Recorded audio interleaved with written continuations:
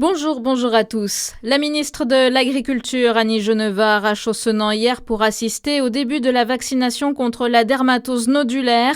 C'est une stratégie qui a fait ses preuves en Savoie et Haute-Savoie. Je viens donc aussi délivrer un message d'espoir aux éleveurs jurassiens, a-t-elle déclaré.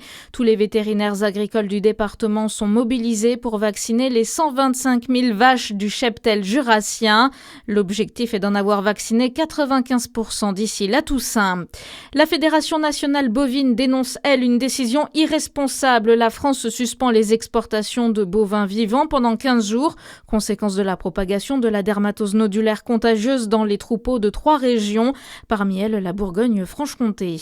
Françoise Gatel ne rassure pas les élus au Congrès de France urbaine au Creusot. Étaient présents les 3 sénateurs de Saône-et-Loire, Marie Mercier, Paulette Matré et Fabien Genet. En 2026, les dotations ne seront pas au rendez-vous afin de réduire la dette de la France.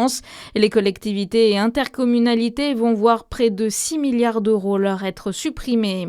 À Dijon, 2 mineurs interpellés après l'agression d'un automobiliste. Âgés de 14 et 17 ans, ils ont été interpellés et placés en garde à vue dans l'enquête sur l'agression d'un automobiliste quartier Montchappé mardi dernier. Le conducteur avait été poignardé suite à un accident avec une trottinette. L'utilisateur avait refusé de faire un constat. L'enquête se poursuit. 5 personnes arrêtées en Roumanie après le vol de chevaux en Bourgogne-Franche-Comté, annonce du procureur de la République de Besançon. 9 chevaux de trait avaient été volés entre le mois de mai et le mois de juin. 7 personnes ont été interpellées en Roumanie et en France. 4 chevaux dérobés ont été retrouvés sains et saufs.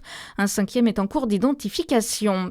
Et puis Baptiste Chassagne remporte la Diagonale des Fous. Le trailer originaire de Haute-Savoie a coupé la ligne d'arrivée hier soir à Saint-Denis de la Réunion après 178 km d'effort. Bonne journée sur Fréquence Plus.